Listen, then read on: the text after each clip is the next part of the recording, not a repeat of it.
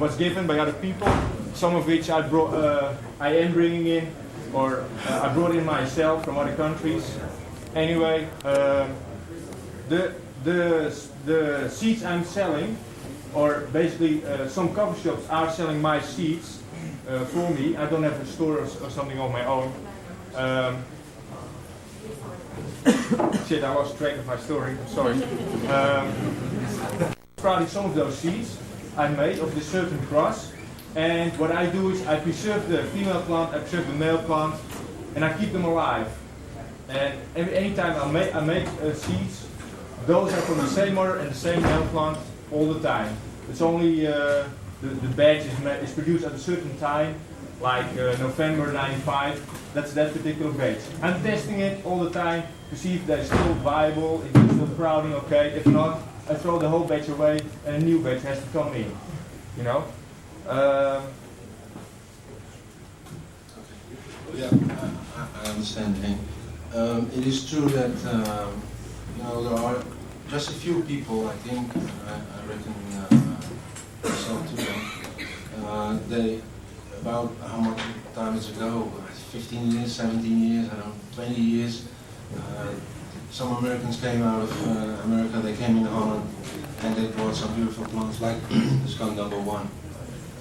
I myself, I brought seeds from Afghanistan, Kashmir, Morocco, Lebanon, and that kind of places. And it happens to me that I fell into the seed bank with Neville Shoemaker. You probably heard about him. This guy, he worked very hard, as well as some other, I can't mention those people, but some people here in Amsterdam, they did a big job on it. What happens was they all were under the table. You couldn't see them, you couldn't reach them because they were growing and smoking. And they couldn't sell it. It was just hobbyists, as you call it.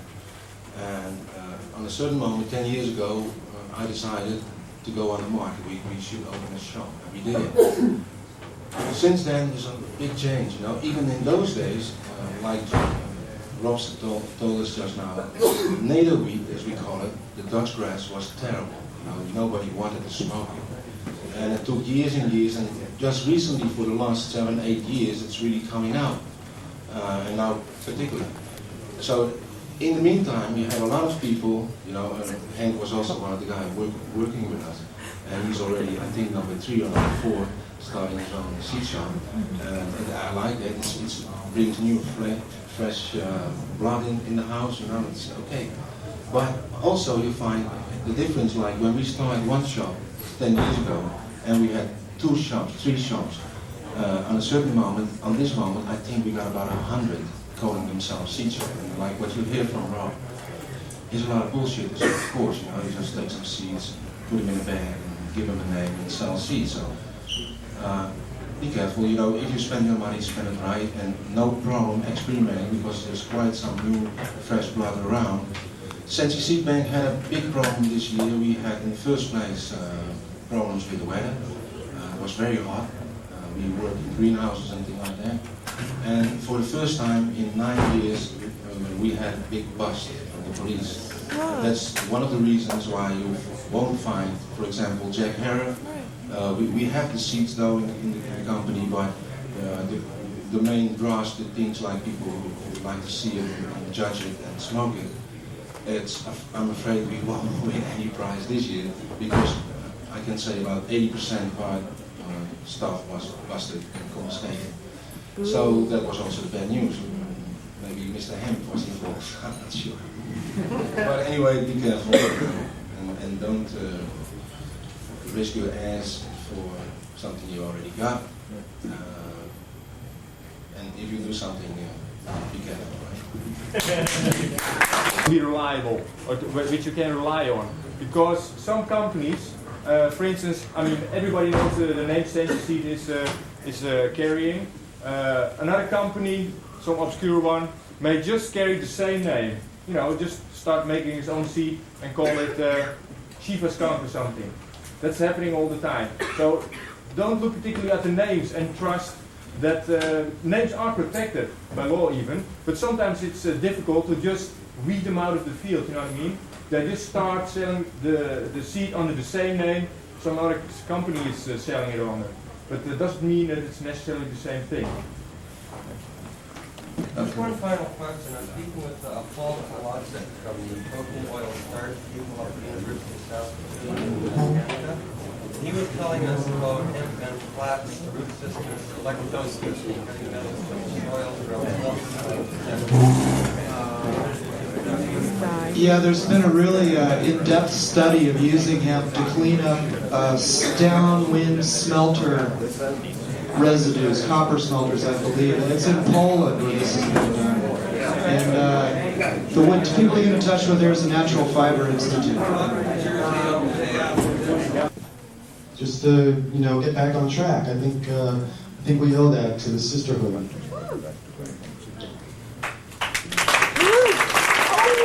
The doors will open at 8 o'clock, and we want people to come in at 8 and sit on the floor and hold a silent meditation for 1 hour.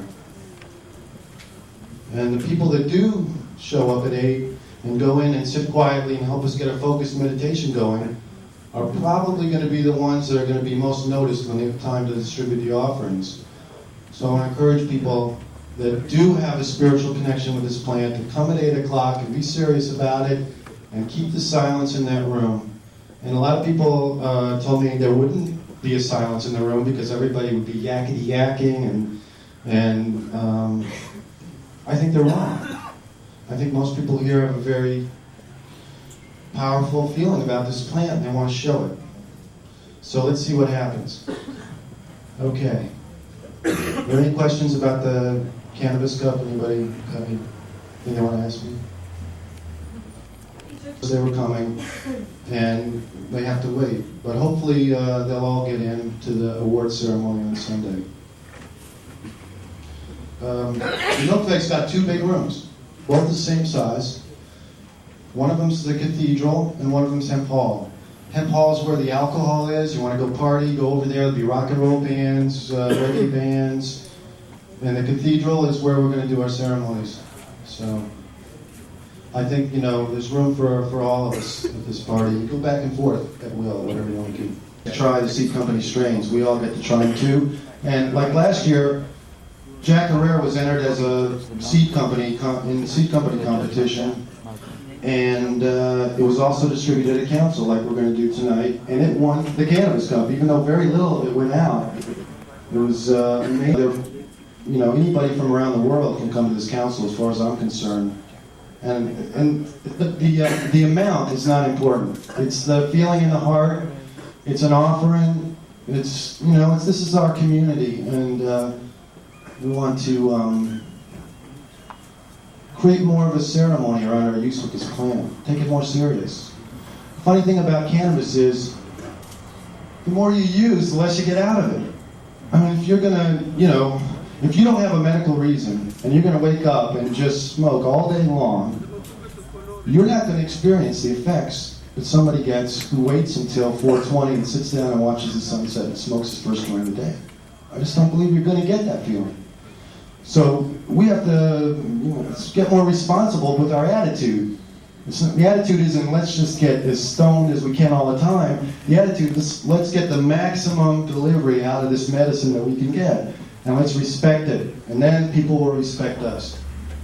We got the High Priest and the High Priestess, so we're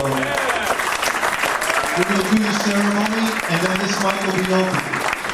Anybody who wants to talk can come up here and talk just one at a time. And if people have ideas about the contest, or if they found a strain already that they think should win, then now is the time to talk about it. So without further ado, I'm going to turn this over to Fantuzzi and Felicia, the High Priest and High Priestess of the Cannabis Code.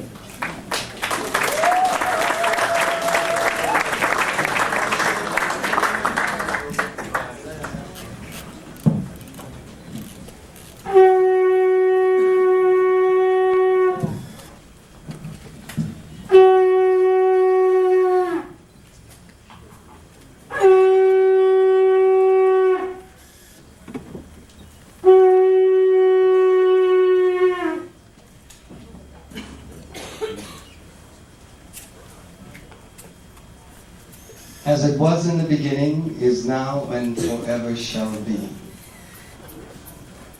We're going to be stirring up the vibes because that's our responsibility. So with a little help from my friends, if I could just have you take a deep breath in and let out an ah. Again, a deep breath in. Ah. One more. Ah.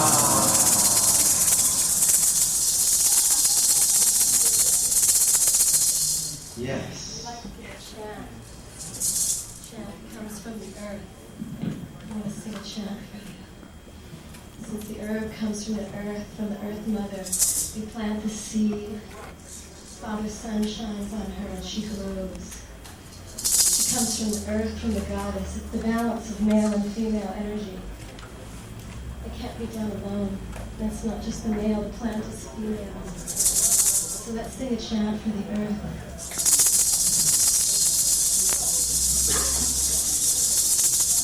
Mother, I feel you under my feet. Mother, I hear your heartbeat.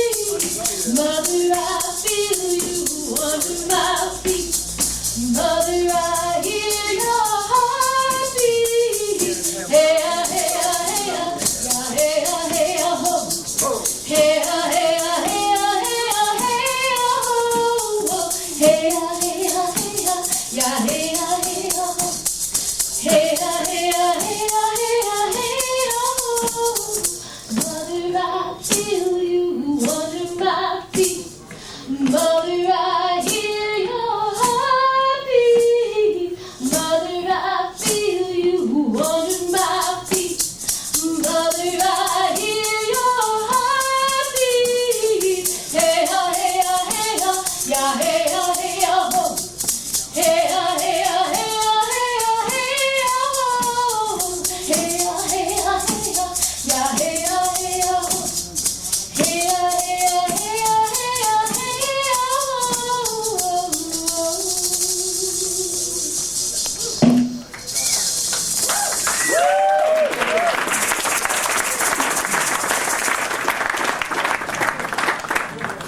you sing for us, priest.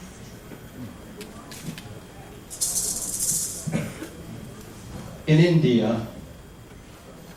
the sadhus hold the sacred herb ganja as a very important part of their ceremony. In Jamaica, the Rastas use ganja for a very important part of their ceremony. And now, we use ganja for a very special part of our ceremony. So, a chant came to me, and it's ringing in my head. So here we go. Does anybody have a drum or something like that, a rattle? There's a rattle. Since we don't have any, you can stamp on your feet or Shiva, Shiva, Shiva, Shambho.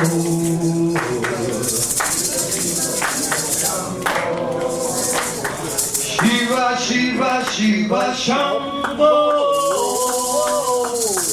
Shiva, Shiva, Shiva, Shambho. And they're vibrating out into this planet and out into the universe. And we put out a vibe of consciousness as we get ourselves wonderfully buzzed and spread the word of love.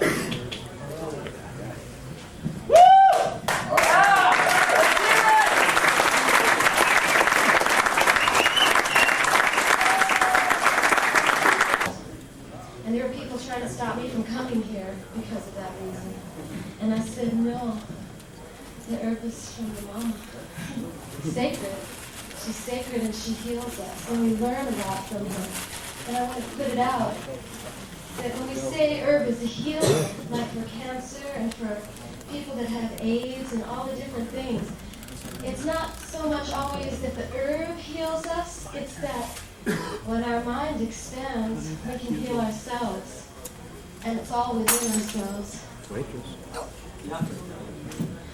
So here's a chant that came through one time on a river, and I'm going to sing it for you. Everybody, and close this little opening. I would like to, since I'm put in this platform of sharing ceremony and music, etc., sometimes don't get to share my heart. And I guess I do share my heart in other ways, but I just want to say that I just got in from Bali. And in Bali, which is the most beautiful island I've found on this planet, and I've been traveling for over 25 years, if you're caught with a roach, you spend 5 years in jail. 3 to 5. In places like Malaysia, you hang, sister. So there's some serious work for us to be doing. I mean, you don't even know how important the work is, because it ripples. When you do it here, it affects the whole world, you know? Slowly but surely. Of course, Amsterdam is about, 2 or 3 decades ahead of the rest of the world. But it's a serious matter. And for all our brothers and sisters that are in jail right now for just partaking of the sacred herb, I would like to send them out a blessing and a prayer. And for our work, which is our play and our duty, our dharma, our divine pleasure, I'd like to also take a moment of silence for that to be blessed by the Spirit, by Love Supreme. So let's take a moment silent, and then we'll do the universal peace prayer and continue with the circle. This one is for our work, our dharma, that it goes far and wide, and for all those who are behind bars for just smoking the word.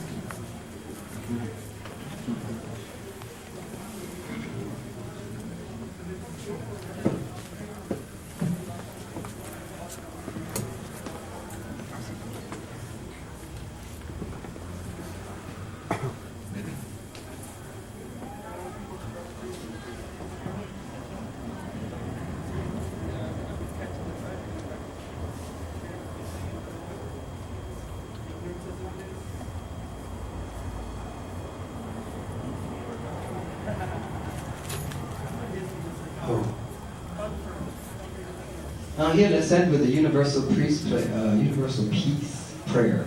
I don't know if I can do it. Can you help me out with my holding the microphone and help out? Yeah, here we go. This is. Let's shake our bodies a little bit. Can you just stretch out and move a little bit? Because I know you've been here for a while. Yeah. Take it. Move a little bit. There we go. Yes. The body temple loves it. Oh, that's important. Yes, we're more awake, we're more alive, we're more conscious.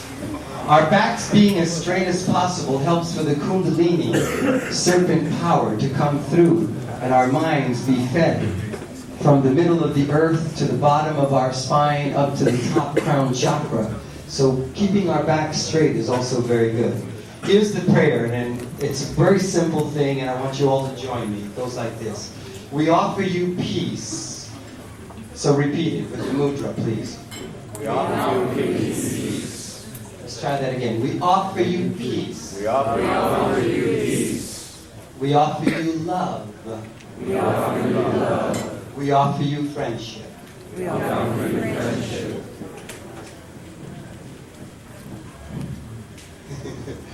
We hear your needs. We hear your needs. We see your beauty. We see your beauty. We feel your feelings. We feel your feelings. Our wisdom comes from a higher source. I salute that source within you. Let us work together. Let us work together. We're going to do this all together one more time with words and then in silence. Please join us. We offer you peace. We offer you love. We offer you friendship. We hear your needs. We see your beauty. We feel your feelings. Our wisdom comes from a higher source. I salute that source within you. Let us work together. One more time inside.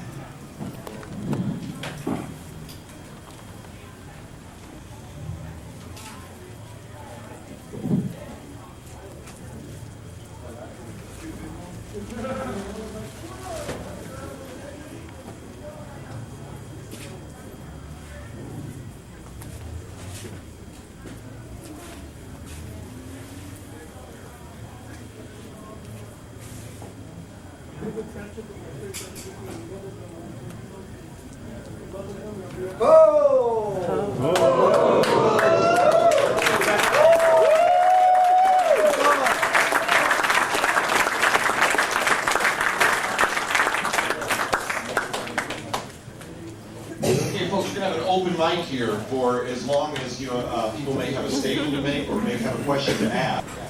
One of the things I've been involved in recently is the Compassionate Use Act in California. And all of you are the kind of people that we're working with in California. And there's a lot of people out there that aren't afraid of what's happening. These people understand their rights and their freedoms and their religious beliefs, and they're empowering themselves, and they're going up to that beast, and they're grabbing that beast by the balls, and pulling it down to its knees. And it's working. It's working. We're building unity, we're focusing, and we're getting more professional in our presentations and our tactics, and we're being strung together in this whole strength, this whole power, this unity driven by love and compassion and empowered by truth. It's just something that can't be stopped. And when we look at things that are happening around the world with the medical associations that are all just very clearly telling everybody openly that marijuana not only is not bad for us, but it could actually be healthy for us. Maybe a THC deficiency is a real thing. Maybe there should be recommended daily allowance.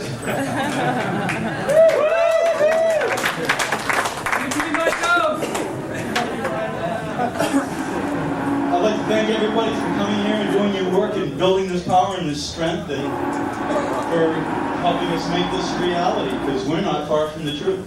And put our power and hopes and dreams into what's going on in Vancouver, British Columbia. And the acting Sarah making things happen. By the way, February is a special British Columbia issue, so look for that January 1st on your newsstands, folks. British Columbia issue. Yeah, by all means. It's also about the Cannabis Buyers Club, which is in San Francisco.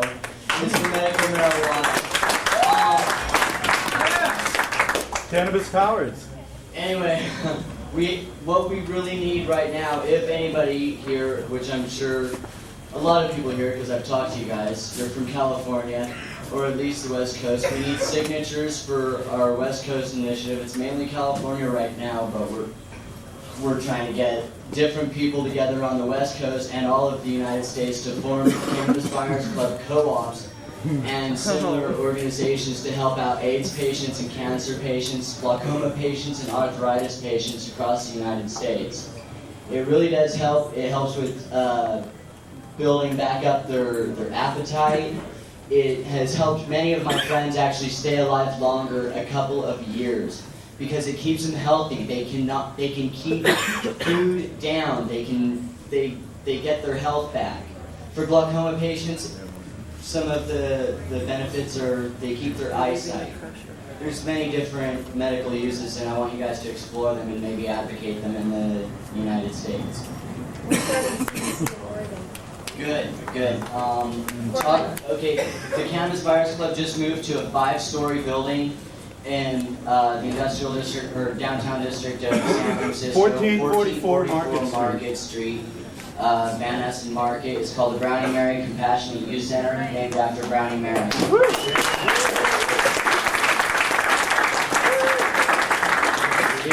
If you have any questions, just you can mail them a letter. You can get petitions, collect signatures. We need 600,000 signatures to put it on the ballot for 1996.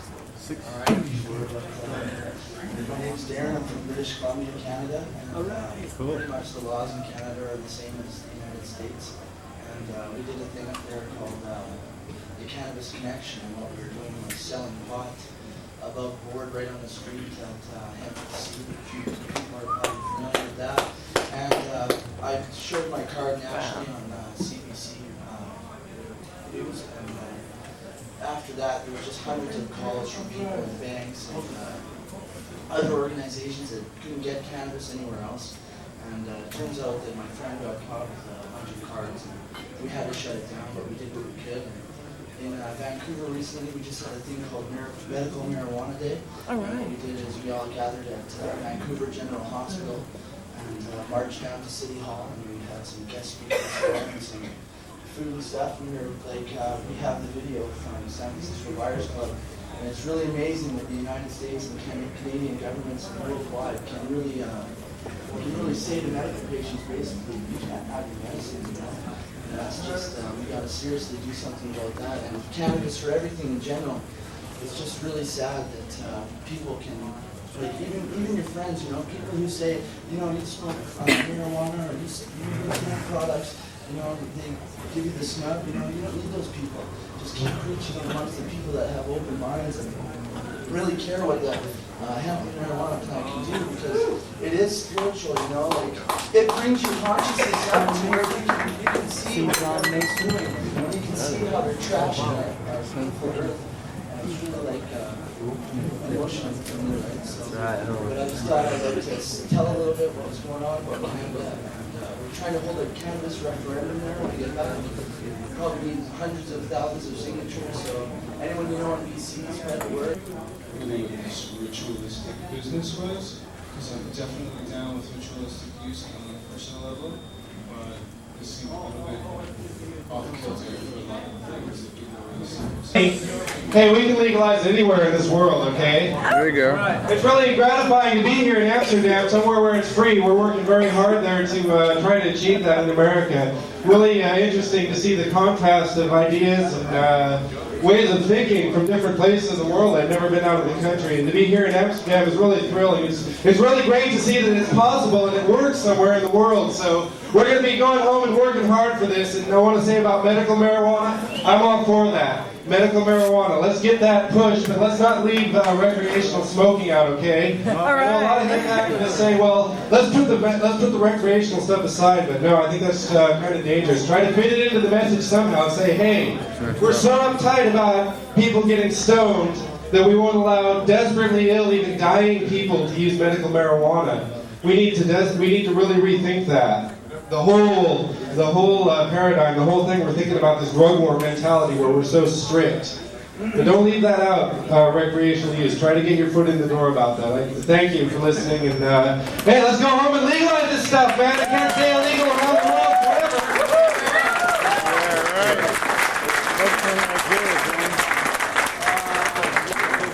I think I heard you at the milk bank down there, so that's a job. That's enough. All right.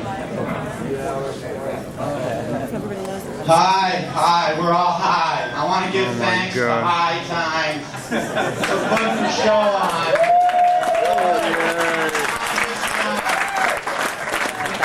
I want to give thanks to Amsterdam for being cool. And Jim Morrison. Coach Justice. I want to give y'all a poem that I wrote when I was in the business, but I'm not anymore. It seems I've been confused in the pathway I've been choosing with the drugs that I've been using. I don't know what it is that keeps me in the biz. The answer to my quiz, they make me feel fine, the hashish, pipe, and wine. But I might have missed a sign back there upon the road, some ancient debt still owed for some illegal load. It could be just a doubt, a kink I will work out. It's nothing I need shout, but the tingle of cocaine when racing through my brain does not erase the pain. The gentle smoke of weed fill me with what I need from worry to be free. And when it is I'm boozing, I find that I am losing my capacity for choosing just what is best to do. You'd think I'd find a clue. The question's hardly new. Live for here and now. Love it all somehow. Enjoy and take a bow. Or moderate in age till I'm a glad old sage who's lived out all his rage. This question I debate plagues hell with any faith I've had on my plate. Still cannot decide. Enough of them I've tried. Some people think I'm fried, but all those I admire are trying to get higher on sex or drugs or fire, away from earthly blues, so they can hear the news at altitudes they choose. To proclaim a decision, I might as well go fishing, if answers I am wishing. So here's to the debate. Puts food upon your plate. Never is too late to find a path to run. Remember to have fun. You'll know when it is done.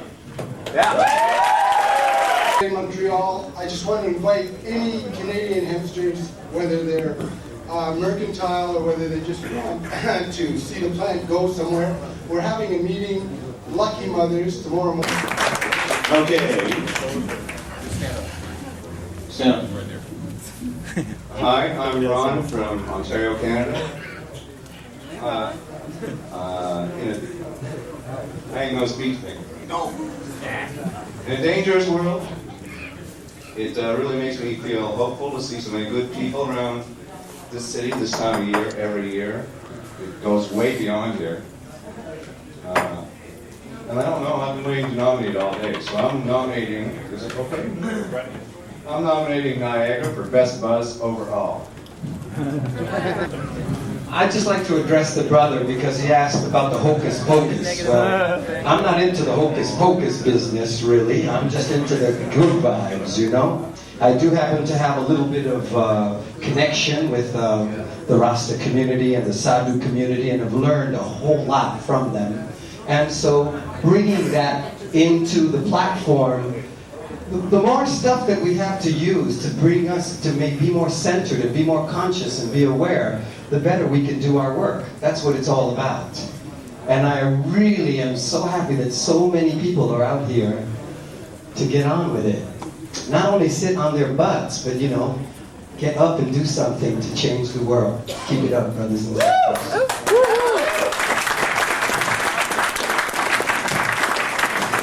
Great relatives of our favorite plant.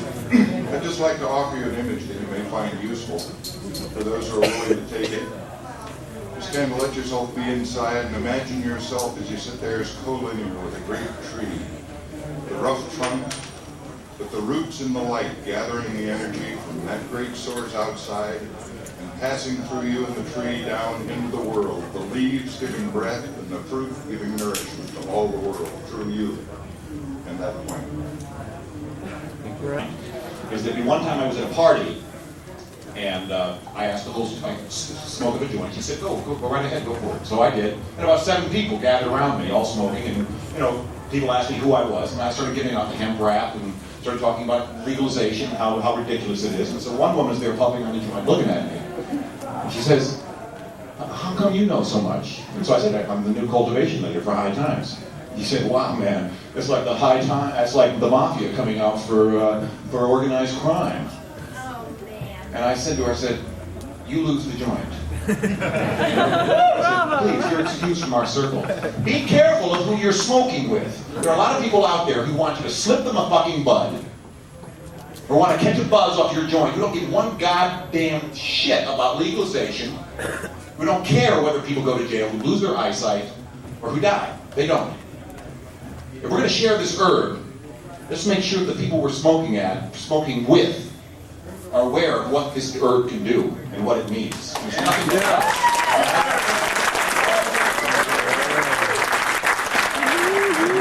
We're going to have a lot of fun over the next few days. And I appreciate all of you coming so much. It's been a long 420, and a lot of people had a lot of nice things to say. Thank you so much. And we'll see you over the milk bake tonight for the opening ceremony. Check 1 2 2. Okay, sounds good. Can you see me? And you can hear me? Okay, makeup room.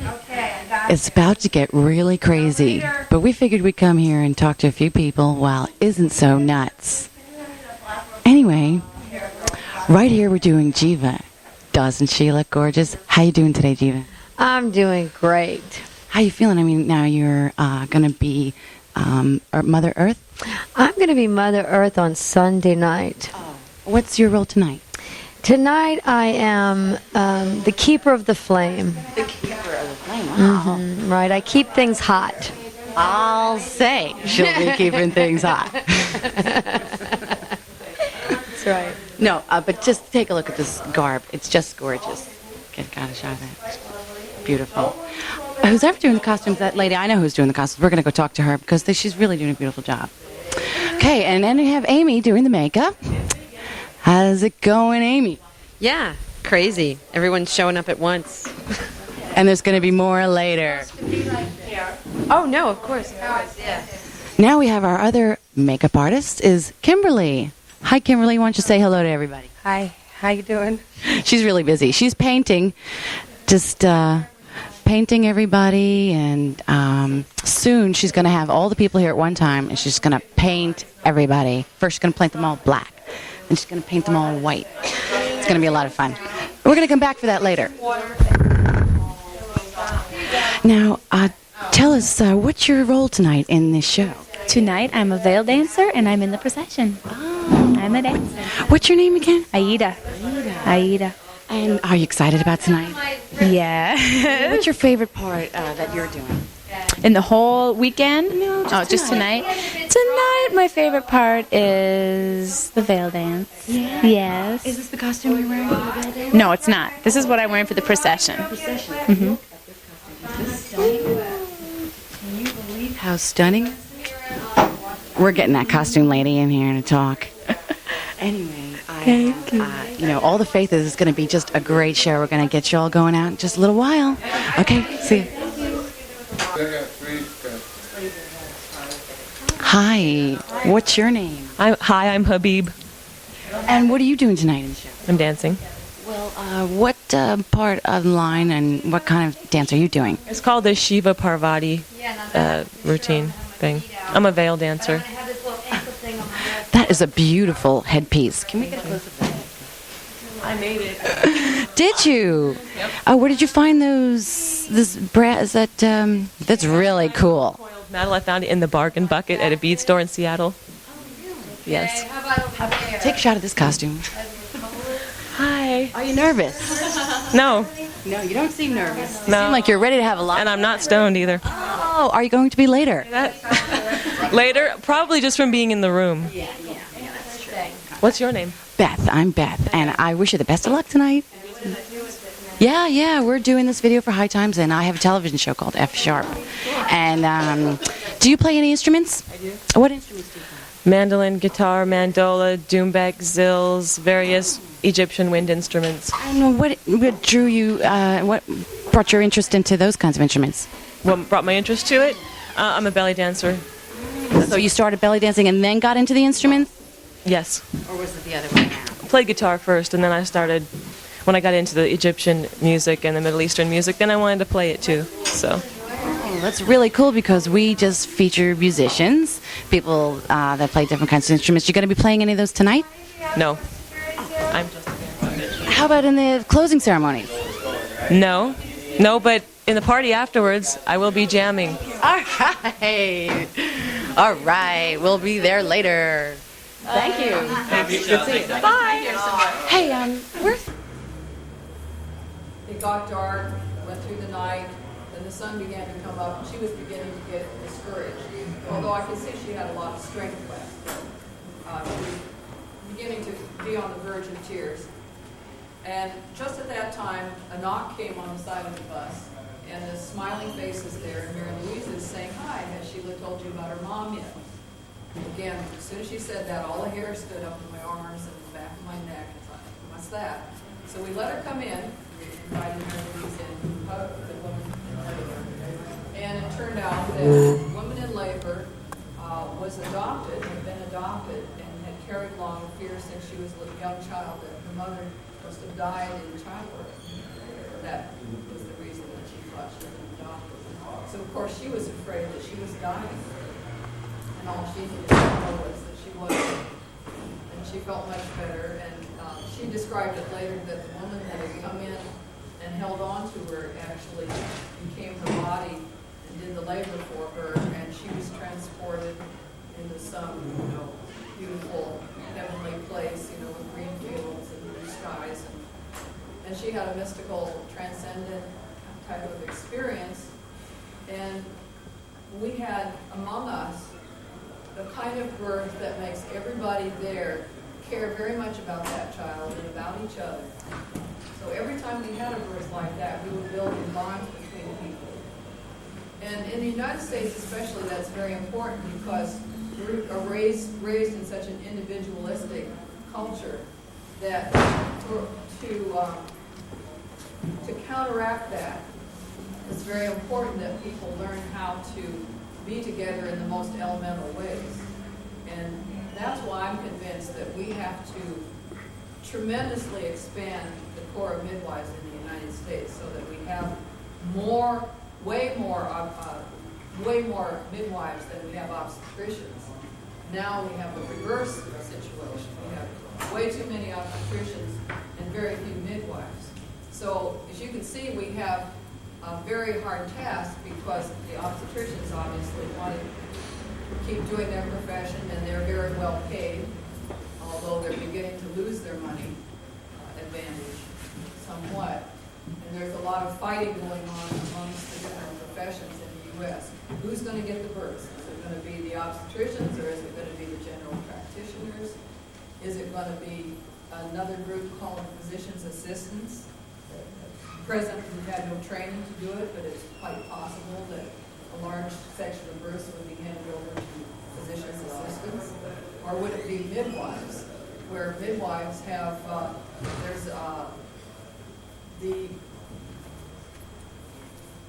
we have the effects of decades of negative propaganda made against us to contend with in the United States. So it's possible to be a licensed midwife working within the confines of the law and still to go to jail and be handcuffed to the wall in the United States if you're a midwife. Is that hard to believe? That's the truth. So it's interesting for me to be here at this conference where there's two very healing things that I do, and they're both illegal. I sometimes go, which one has priority? But let me tell you one other thing. As starting this work as a midwife, from what you would technically have to say is being an amateur. I mean, how much more of an amateur could you be that if you enter a profession to help with something that you've never seen happen before, okay? Never seen a photograph, you've never seen a film of it, and you've almost been able to read nothing because the knowledge is kept secret, okay? But it happens to a woman's body. And then I began doing this, and I trained some friends to help me do this. And we do this for some years. But right from the beginning, we've had a C-section rate that's never been more than 2%. It's about 1.8%. We needed to have the first cesarean section birth 187. That means 186 babies came out with amateurs in attendance. But, responsible amateurs who got training just in time. That's how it worked for us. This doctor gave training just in time. Stephen came in and resuscitated Anne just in time. My partner, Pamela, we used to share the obstetrics handbook between us. She would take it for 2 weeks and I would take it for 2 weeks. During her 2 weeks, we didn't just start at the beginning and read through because we didn't really care what all the Latin names of bones were. We wanted to know what to do when. So she opened the book and found out what you do when the uterus comes inside out and is inverted after the placenta is born. She found out what to do. 1 week after reading that, it did happen, and she did have to take care of it. And the woman was very well taken care of, never had to go to the hospital. What could have been life-threatening was handled very quickly and well just by having the training, that means one woman might have as many as 15 or 20 or more babies. And all of these babies will be born at home. The boys will grow up and they'll be farmers, or they'll be carpenters, or they'll be harness makers, or they'll be buggy makers, or you'll have a blacksmith or two. And the women will have children, and the women will look after the children, they will make the clothes, they will do a certain amount of the food production. Amish are very hardworking people, and in many ways they were like us, except that we wanted to limit the number of births we had. But they have a knowledge like we do that we can give birth. And so the women who are Amish and the women who live at the farm had an ability to give birth, whereas other American women have been losing the ability to give birth. Losing the knowledge that they can give birth, losing the motivation to even want to give birth and be conscious of what's going on. Yes. To the extent that these were the principal targets, as what we can find out in Western Europe. But it seemed to be more a matter of property transfer. There's a number of different theories about why it happened in North America, but it's the same. It was the same time frame and kind of the same vibe, I think. I think it had a lot to do with it myself, because I think what it did was it lowered the status of midwives relative to the medical profession in everywhere except the Netherlands. And basically, doctors took over being who decided about childbirth. And that went out of the midwife's hands, and it went out of the community's hands. And so it remains in community hands in the parts of the world that aren't industrialized, where village life goes on and tribal life goes on like it always did. Or even with disruptions where the women's culture is not so fractured that it can't find itself in a refugee camp and then move on as the people move on, but the women still know how to give birth. But when you have a situation like in the United States now, or a situation like you have in Jamaica. Jamaica is another good example of a country that had well-developed midwifery that followed through generation after generation, that was part of people's life and culture, part of what young women grew up knowing. And that was absolutely taken apart just within the last 30 years, to where now Jamaicans assume they will give birth in the hospital. Have to give birth in the hospital. Not anything else is unthinkable. But then what happens when you're in the hospital? In a large percentage of the cases, no one is with you. No one. Not a midwife. There's no IV. There's no all of this stuff that you would presumably be in the hospital for. You actually have a birth that is unattended, and then there's no mother there, there's no sister, there's no husband there. And so the woman gives birth, is more apt to give birth terrified, baby to need help, lose babies sometimes from doing that, because the hospitals become a symbol of care, but actually what she's getting is the opposite of care. And this is happening a lot in the U.S. That you get the symbol, and you got the marketing is there, but nothing else there, and then you feel screwed, but you are so busy trying to take care of your new baby and pick yourself up that you aren't, it's hard for you to start a political movement yourself. But is that a rule or is that an exception? Is what I'm telling you an exception or a rule? Is that a rule? No, there is not a rule in the United States, because people are able to give birth in ways that satisfy them. But I think that that's really a small number is able to do that now, and that number is getting smaller. The reason I say that is because we are a country of 250 or 60 million people, and we have only about 4,000 working midwives. 4,000. And they're not handling that many births. I mean, it's under 3% of all births. So the vast majority aren't getting proper care. If they're poor, they get too little care. But how much does a hospital charge you, for example?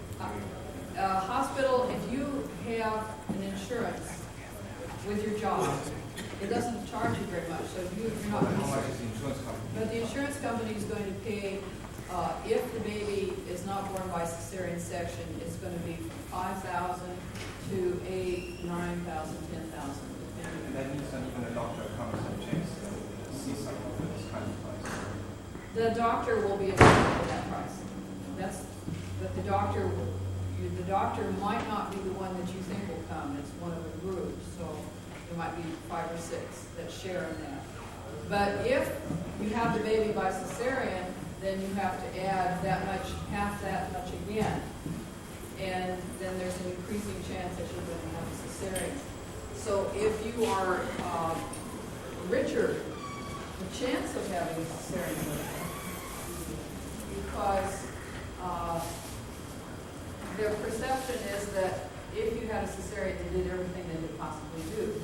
They used all their skills, when actually it puts you in greater danger. So it's an upside-down world, and it's willfully ignorant. Tries very hard not to know what's going on here. Tries to make lies about what goes on here. Yeah, this is being posted on the walls. The idea is to initiate the discussion about all these different varieties. You know, we're supposed to be intelligent judges here and judge this on quality and not on name and all this thing. So now you got the names all in front of you. Start telling your friends what you like. I'm editorial director of High Times Magazine and the director of the Hemp Expo. A few bookkeeping notes. It's not terribly exciting, but maybe it'll help. You know, this seminar will take place for about an hour, hour and a half. About 3:30 downstairs in the main room, there will be a hemp fashion. Mary is the publisher of Hemp World, an international journal geared to the hemp entrepreneur, and the only strictly business-oriented hemp publication in the world. And she will be speaking from an editorial, journalistic point of view as someone who hears and talks to hemp-related people for the purposes of publication. In the middle is Don Wirtschafter. He is the founder of the Ohio Hemp Ring, one of the first and most successful hemp companies in America. Don has his fingers in lots of pies, and he'll probably throw a couple of them at us. And finally, we have Richard Rose. Things should be on one page.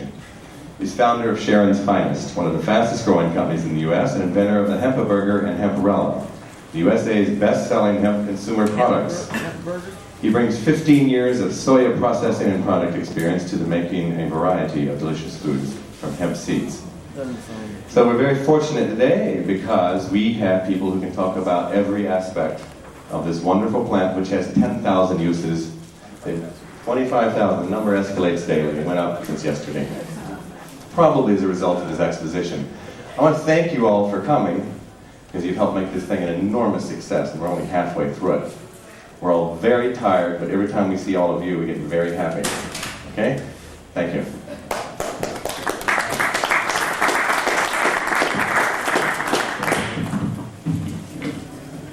Hi, everybody.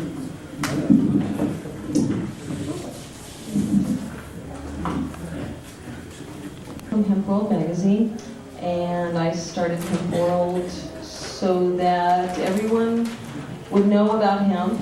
And initially, it started as a newsletter so that the industry people could keep track of each other, basically.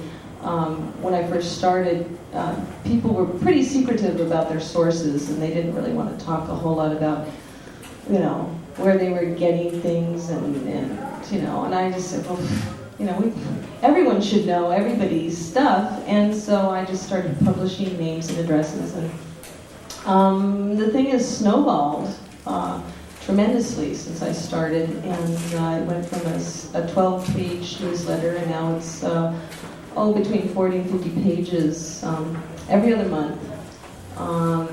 You know, there's just no end in sight to the number of manufacturers and you know, and there's really all kinds of ways to get involved in the hemp industry. And what I find interesting is that people are drawing off of their past experience and using what they have learned in other businesses and applying it to the hemp industry. Of course, going into the hemp industry, you have to be, part historian, part, researcher, and part lawyer, and you have to get yourself pretty well acquainted with the science of hemp and what it involves. And so that's what I'm doing. I'm just publishing. Right now, I'm almost completely written out of the picture. I used to write the whole magazine, and now there's so much to publish that other people have written. Some great scientific stuff. And so in the future, that's what the magazine will be doing. It will be featuring a lot more agro articles, a lot more technology articles. I've done a lot of fluffy issues, and in the past, I've focused on merchandising and marketing ends of the industry, but I really want to get into the deeper science and technology and stuff like that. So I'm cultivating a group of researchers and writers for that, because there's just tons to learn. There's like every day I learn about some new use for hemp that somebody, they thought of it and they did it and tried it and now they're marketing it. And it's very inspiring to see this happening. And it's very exciting to see what people can do, and they apply their innovative instincts, to this plant. And the current news that I can share with you from the United States is that there's some interest from a lot of bigger corporate types. Basically, the suits are here, okay? Yes. The hemp suits. Yes. The hemp suits are here, and they're very interested in what we're doing. They don't want to have anything to do with legalization, so don't even bring it up. They are kind of putting their heads in the sand in that regard, because they really don't know what they're talking about in a lot of ways. They're just, they're as brainwashed as any average Joe. But the thing is, they're very interested in using hemp as alternatives to whatever they're doing, paper or particle board, things like that. So I recently attended a meeting in Minnesota, and there were 75 people attending, which was far more than they invited. And because I guess word spread that this meeting was going to happen, and I was saying, let's see, there was about 10, 15 big corporations that were represented, and they sent their R&D guys out, and they were mixed with probably about the same amount of hemp people that are actually doing the business, and then there were a lot of environmentalists there, and so we all hung out in the Holiday Inn in Bloomington, Minnesota, which is not a hotel I could really recommend. But we hung out in there and did a lot of talking. Senator Casey from Colorado was there, and the Colorado kids who early in the year they tried to get a bill passed for cultivation in Colorado. And Senator Casey was thrilled to be there to actually have some kind of affirmation that there are other people over 60 that are interested in hemp, and that he was on the right trail. So he felt good about hanging out with the other gray-haired guys in ties, and they drank their highballs and talked about hemp. And so they sat through a day of presentations, one presentation after another from various people in the industry, and slept on it. And the next morning they came back and formed into a council called the Industrial Hemp Council, and they put together a group of 10 people for a steering committee, just to sort of, I don't know, figure out their next move or whatever, and they're supposed to report back in a few months. But what's interesting about this is that out of 10 people, there was only 3 people from the hemp industry, or that had been dabbling in it. Ken Friedman from American Hemp Mercantile, and Jeff Kine from Ontario, and Tom Belanco, what do you call him? He's a legal researcher. Legal researcher. He's graduated. He passed his bar exam. He's not quite, I guess, a licensed attorney yet.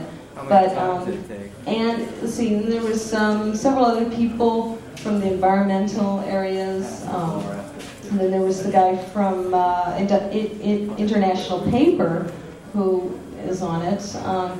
And they're going to get together and, I guess, do something. I don't know. We'll see what happens in the next few months. But, ever since the beginning of this, modern hemp movement, everybody's been wondering what's going to happen when the hemp suits come and start to, get into this business. And I can tell you right now, it's starting to happen. And it's interesting. I mean, we got to have these guys because, a lot of these guys, they have contacts in Washington. They're in that crowd, and they have the money and the clout to, bring decriminalization to the United States. And because it's a bottom line thing. They know that they have to do something. That each individual industry, the paper industry especially, they're really desperate for alternatives. And they're looking at a lot of stuff, including CANAF and wheat straw and all that stuff. But it's a very interesting thing that they're actually very clued in, and basically it's just a wait and see proposition at this point to see what they do. Of course, we have to be very watchful of what they do, and But it's kind of a turning point in the industry right now that they're getting involved. It's not just hemp stirs, it's hemp suits. So, hopefully there will be some coming together. They need to lighten up a whole lot. They don't have much of, sense of humor about this whole thing. I showed them the film The Hemp Revolution, on the night, after all the presentations, and they sat through it. A lot of them were very interested, but there were a few people that were just, they didn't want to hear about, smoking, and it's very emotional for them. Especially some of the people from Kentucky. I think they're very traumatized. They're very nervous about the legalization aspect, and they don't want to have anything to do with it, which is fine. It's funny, I go to these things and I, rap all. They'll come around, hopefully they'll lighten up and learn more about, the culture, because there is a serious culture here, and they just, they don't know the difference between use and abuse. So, hopefully they will lighten up at some point, and, let's see, I'll turn it over to Don now. I think I've said enough. Woods in 1973, I built myself a little cabin and realized I wasn't going to make any money in the country. I couldn't buy my pot anymore. And I went uphill from there. I didn't have a barber anymore, so my hair grew these long dreadlocks, and people started telling me about Jamaica, and I ended up there learning growing techniques in 1976. And life was wonderful in the country until these strip miners came, and they wanted to strip mine a couple miles from me. My whole neighborhood ganged up on these people, and I think it was the legal thinking that I learned from thinking about all the times, if I get stopped, what am I going to do? Or when you operate against the law, it makes you think about the law a lot and all the details of it. So I became the paralegal for this environmental group, and we have been fighting strip mines in Athens County for 20 years. And I eventually learned I had to become a lawyer because you couldn't afford one. And so that's what I did. I went to law school. And meanwhile, all my friends are getting busted. So I'm stuck in this small town law office through the 1980s and the Reagan era. And I just want you to think for a minute about the Reagan era and about where we are right here in Amsterdam, and the contrast to those. I mean, to me, they're just like polar opposites. And I will hope in the next 10 minutes we can talk about how we're going to bring this home and what it's going to take to have people breathe again. So I started the Ohio Hemp Raids. It was the solution to the environmental crisis that I was feeling in my office and the drug legalization crisis all in one. When I was fighting strip mines, I was always getting razzed through the Chamber of Commerce and the county commissioners and the newspapers. I was the guy that was stopping progress, right? You know, the people that think about jobs at any cost thought strip mining was progress. And, you know, because it created jobs and it was jobs at any cost. So, you know, now I get to work as an environmentalist and create local jobs that are sustainable, and they love me. You know, so fine. So it's a wonderful combination for me. I started the Ohio Hemp Raid. It started in '88 and '89, getting involved in the early hemp movement. I really saw the need for an industry. Then I had a law client that asked me if you could do anything about this problem. He was not in trouble for pot, but he was a big executive, and he was worried, what if I ever get in trouble for pot? So I gave him a couple lessons about keep your mouth shut, give me a phone call. And you know, don't say a word to them, and all those rules about, you know, I gave him an education about how the law was, and so he's like, fine, I'll back you. So I came to him with this really crazy idea for doing the hemp industry, and explained, you know, hey, this isn't just my idea, this is everybody's idea. This is a crack in the egg shell that a lot of us see and we're pecking at, you know, getting free. And so that's how I got into business. My secretary became the phone answering person, and the paralegal became the package shipper, and I didn't have to wear suits anymore. And haven't really worn much since. And life's been wonderful and uphill, and hey, you know, it's been wonderful ever since. And to see this convention, this trade show work out so well here in this land of freedom, people coming from all over the world doing the same direction. You know, we're going all in the same direction. We're all finding different worms, you know, to run on, but it's all working out really wonderfully.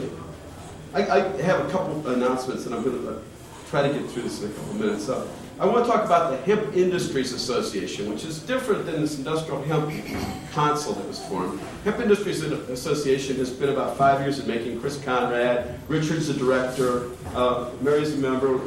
There's 100 companies now who have joined. We haven't started our membership campaign. We're going to start that after the first of the year. We don't want people to have to join for this year. So we want you all to become 1996 members of the Hemp Industries Association.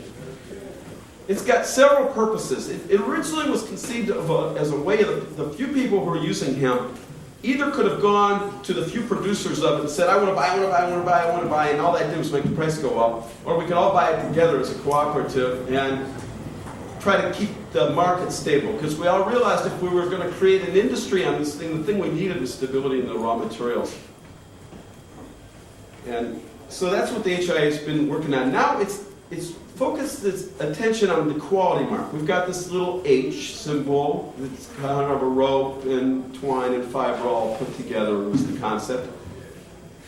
And we're going to start our program in 1996 to put that on clothing. It can be an embroidered little tag. You can put it on your hang tag, this or that, so long as it complies with the quality standards of the organization. We're worried about two things. Quantity is our primary concern right now, because you're starting to see hemp this and hemp that that's polyester. You know, hemp is color. No, hemp means that it looks like a rope, and so it's hemp. And we can call anything hemp. And we're really trying to be concerned about what is hemp and make sure that we're talking cannabis sativa here, our favorite plant. And so, and then the issue becomes, is it sown well? Is it sown by slave labor somewhere? So there's a lot of questions like that. And when we work out these quality questions, we're just still putting the program into place. We hired somebody in New York City to help us with this. And it's mostly us doing it for ourselves, because if we don't regulate ourselves, they're going to regulate us for us. There's also the International Hemp Association. That's something I really want to tell you about, because it's an organization that's really doing some critical work. To me, the most critical and what needs the most support, and if I had to ask you for money for anything this week, it's support the IHA in its effort for the Vavilov project. The Vavilov is in St. Petersburg, Russia. It went with the Russian concept that the seeds are the most precious thing you own. And so they have the storehouse of almost 500,000 old varieties of seeds, most of which are going to waste, because in the new Russia, where things have to make money, these seed banks don't make money. And so these seeds can only last 5 or 10 years. If we don't get help to the Vavilov quickly, it's going to lose it. Now, in hemp in specific, they had 397 accessions. And you know, we prioritized what needed to get saved the most, and a whole procedure for doing so. There's 5 or 4 different grow-out areas this year, and these seeds are being grown. We need money for this project. These seeds will be, have always been, and will continue to be available to researchers. And the Russians saved us. There's a couple other smaller seed banks, but the Vavilov is the one that really needs help right now. And so I challenge any of you to match the Ohio Hempery's $2,000 contribution to the Vavilov project, or any portion thereof, please, that's needed. Something else I need help for. I was talking to Michka last night. Does anybody know about her case in Gabriel Nahas? Gabriel Nahas was about the worst researcher into drugs in the world. I mean, he was a researcher from hell who took government money and told the government what it wanted to hear. You know, the kind of work where you suffocate rhesus monkeys and tell them that it's the effects of marijuana. Anyhow, Michka is the best writer we got in the world in hemp. She's really been covering it for a long time. She's got a new book out about the history of the hemp movement. She's getting sued in Paris by Nahas. You know, and he's a dual citizen. He's French speaking, so he's on his home turf too. What we need is people out there to spend the next 2 weeks researching Nahas's history, finding all the unbelievably rude things he said at every hearing or whatever. All this stuff is available through the libraries. He's given hundreds of speeches on the record. And in those speeches, he's going to say some unbelievably wrong things, and we need to point them out. Michka's being accused of calling him a fraud, and drug fraud or something, scientific, whatever. And so she's being sued for libel. So the more that we can show that he had no reputation to injure, the quicker we can get her out of the suit and injure the guy, or at least injure the misconceptions that he's created about marijuana in the world. I want to say, hey, we tried to grow hemp last year in the Imperial Valley, California, 3 partners and I. It was an unbelievable story to me, because I wrote the book about Schlichten, the Schlichten Papers, the storehouse of information about old hemp that I found in Athens, Ohio. You can get it downstairs at our booth. And it turns out that Schlichten grew his pot out in California, so we went out looking for where he grew his pot. It turned out to be the Imperial Valley, where it doesn't rain at all. We found the Timken Ranch, Timken Roller Bearing Company, was his sponsor. So they said it was the greatest machine in the world they'd ever seen, and it sponsored the guy. And he planted 100 acres of hemp. We got pictures of him standing in front of the field. Where's the field? We found the field. Timken donated the farm to the Imperial Valley Research Committee, and it's now a United States Department of Agriculture research station. So we convinced the research station to allow us to grow hemp, and we did this in 1994, and we got a 12-foot crop. In the state of California, in an election year, the Attorney General and the governor decided they didn't want this, so they came in and cut it down one day. My partner's in the field, and Turner Broadcasting's in the field, and they made it clear on the television record that they weren't going to let us get any of those stocks. You know, that we spent a lot of money to grow these stocks, test the fiber in it, and we had all these industries lined up to use it, and they weren't going to let us have the stocks. They were going to cut this field down. We couldn't do anything about it. So anyhow, there's initiative efforts. I'll ask if you got questions about that. We can talk about that. Gary at least brought up the idea of what to do with the suits. I love it that they're involved, but we need organization amongst ourselves and communication. And you know, we can't be fighting amongst ourselves. We got a lot of work to do. There's a lot of cases out there tonight at 7 o'clock. You can hear about Todd McCormick's case. That's one of the cases I'm involved in. For a long time when I started the hemp rally, I was really clear, hey, this is hemp. You know, we didn't use the leaf symbol on purpose because it turned people off. Now it's, you know, everybody else went and used it, and now it's a lot less of a, like showing the cross to the werewolf kind of thing. There's a lot of other medical cases out there. I was hoping we'd have time to talk about them. Does anybody out there have a medical case going on, or a friend with a big prosecutor right now for the medical use of marijuana? Girl, let's talk afterwards, unless you want to introduce yourself. My name's Logan. I'm an attorney from California. I just filed briefs in the 5th District Court of Appeals for a guy who had chronic pain. Robert Randall came and testified, and Rosenthal testified. We had a nice hearing, and the judge said we could not introduce it at trial. We're now going into the appellate courts on the appeal. Good, thank you. There's a lot of cases attacking the drug more on a civil level. You know, the police brutality on the way in, or evasion of privacy, all these things, that's all going on. We can talk about that. There's cases about religious use. Tom Brown's case is especially tragic. There's all these tragedies out there. They've got enough people in jail and threatened by it that there's millions of families affected by the drug war now, and they're losing their consensus on this one very fast. And all these different cracks in the egg that we've created are all doing their work. And it's wonderful how we're switching the consensus.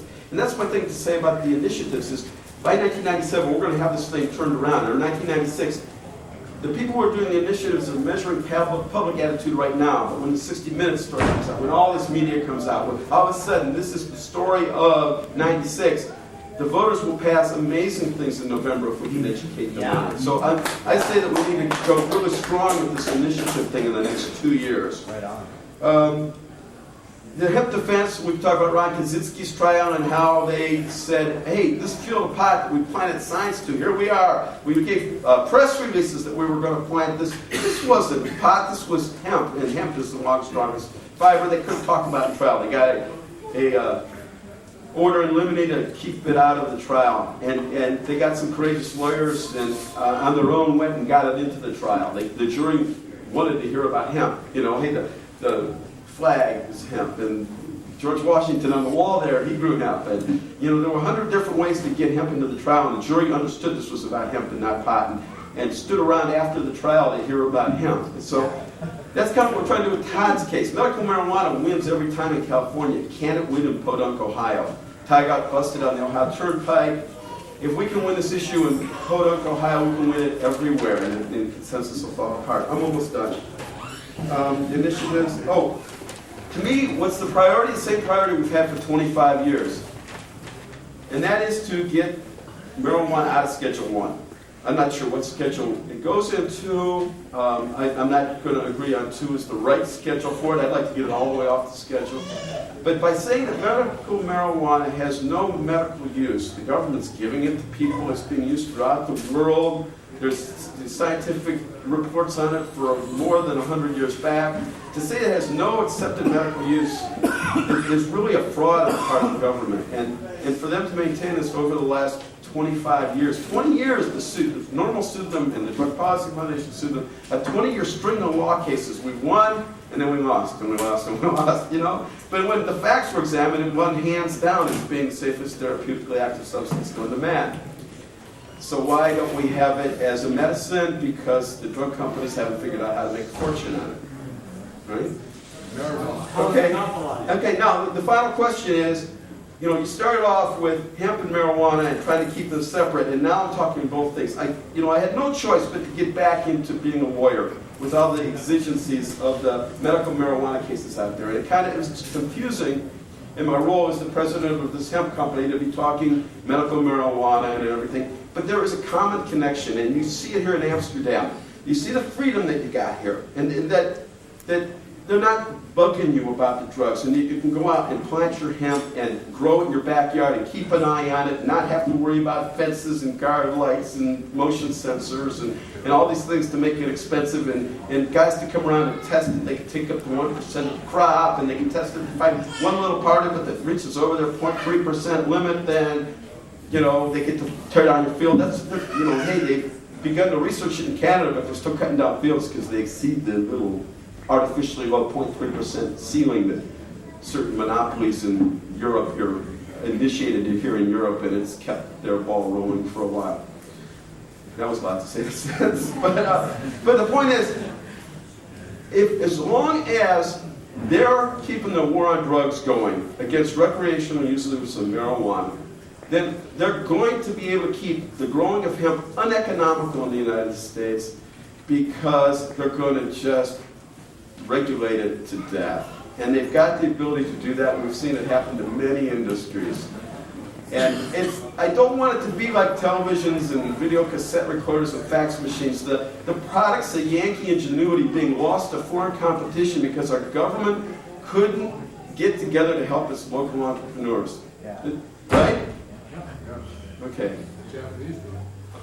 Go ahead, Richard. We're going to ask you questions when we finish together.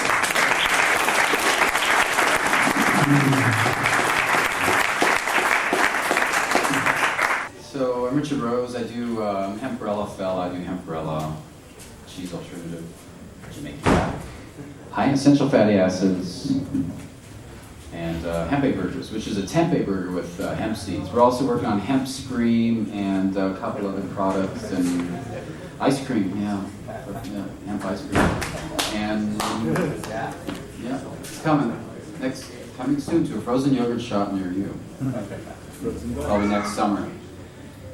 And I want you all know about this book. It's the best little book on industrial hemp. It's what we give when we need to convince the suits to not give us so much crap.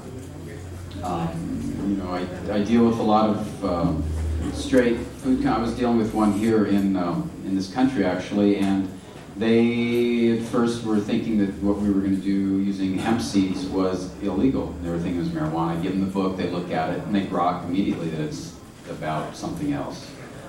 It's not about drugs. And that's an attitude that's lacking in the States, and that's going to change, not because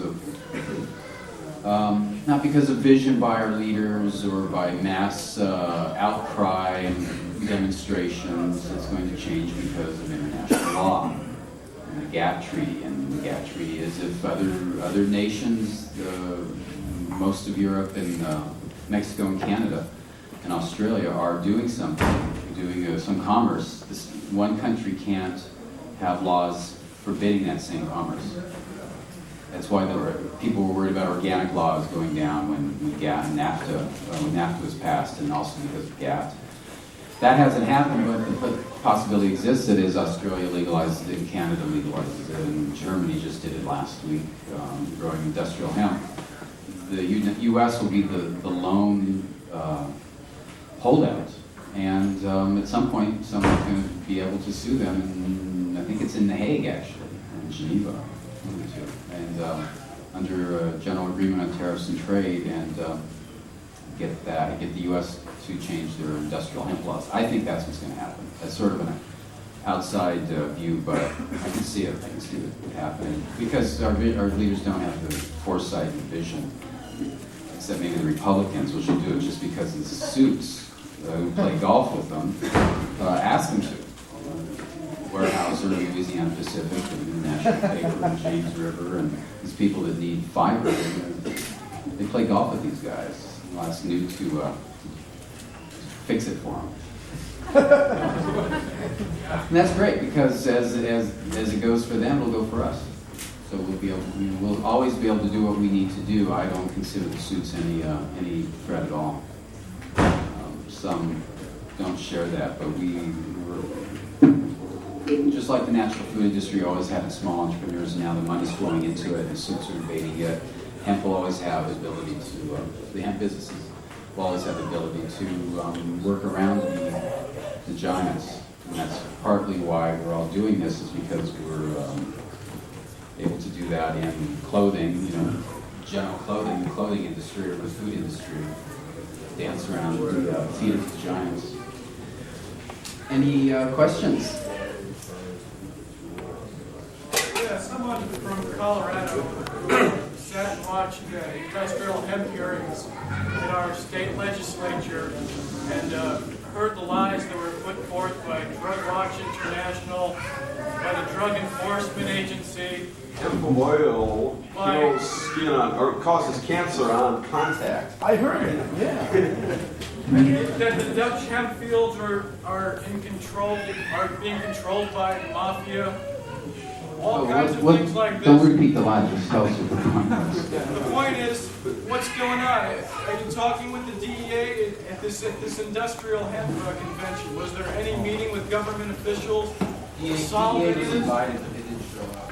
Yeah, the DA didn't want to show up.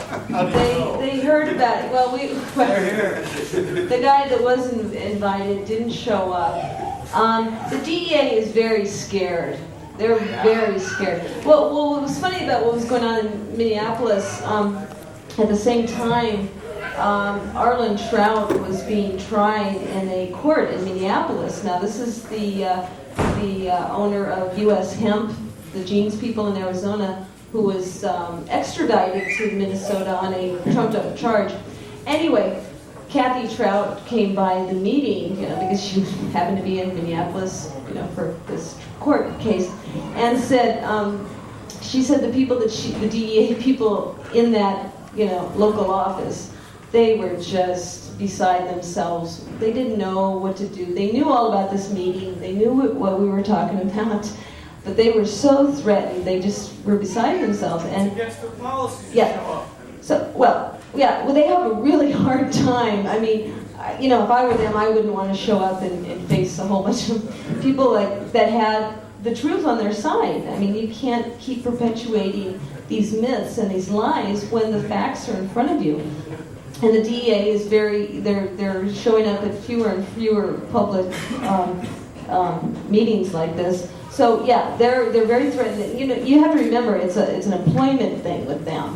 I mean, if they were not busting potheads, and if hemp, was, as it should be, taken out of their hands, their authority, they'd be laid off. They'd be on the streets. I mean, these guys, there were so many people hired in the 80s to fight marijuana cultivation and, for all kinds of eradication programs across the United States, that these guys really are very threatened for their jobs. Basically, they have homes in the suburbs that they have to pay mortgages on, Yeah. So anyway. I was in Mexico about 3 weeks ago at a place, and there happened to be a couple there, and I pegged them as cops right off the bat, but I figured they're just local PD. It turns out they're DEA out of Chicago, and I tried to get them stoned, and the guy almost went for it. He's an ex-deadhead who just happened to become a cop and become a narc. And he says that he and his buddies feel like it should be legalized. It would make their jobs easier. It would make, they don't have a strong commitment to keep it legal. They would just see it illegal because, legalized so that they can concentrate on powders and the other things. This is also a guy who said that the day he retires, he's going to roll the biggest spliff he's ever seen and fire it up. Not with He has to me. pee into a bottle now. Not going to light it up with me. I have Tom Belenko's analysis of the hemp laws and marijuana laws. It was written in the Colorado Law Review this year. If you want to see it, I don't have it here. It's in my hotel, but I could bring it tomorrow. Well, if anybody's interested in a very good legal analysis of the hemp laws in America, you can contact me and I can email it or get it to you because it's well thought out. It was in the Colorado Law Review this year. I have no interest in educating the DEA because it's not just hemp I'm trying to change the world with. It's a whole lot of changes are needed out there. And we need to make people see how wrong the government is. If we change the government's position before we change everybody else's position, then people aren't going to realize that the wool's been pulled over their eyes, not just about hemp, but about all kinds of facets of their lives that the government's now interfering with them. So, the revolutionary in me says, why educate them? Marco, you got a question? Oh, you just keep sewing. Okay. Back there. How long do you think it's going to be before we can get this? You've all heard of DARE. Drugs are really enjoyable. Our children in school, and we've educated them to the fact of what's really going on, told them the truth, didn't hide smoking from our children. Just, if we smoke a joint, we just smoke a joint. We don't, go in the basement, hide in a little corner somewhere and say, go upstairs, you can't see this, And we don't tell them that marijuana is evil and then smoke marijuana. Therefore, we're not hypocrites. So we tell our children exactly what's going on, and then when they go to school, we tell them, say, there'll be some winker come in here and try and convince you to turn mom and dad in, but they're really going to come over here and they're going to tell you that they're not going to harm us. It's just for our own good and all that. And I says, but in other words, I tell them the truth. Then they come home from school one day and go, Dad. It happened just like you said it was going.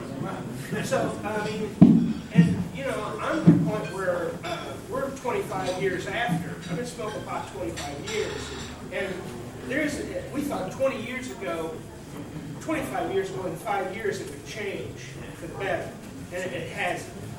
And, I'm curious, when is this all going to end? When are we going to be able to talk? Hey, you smoke pot.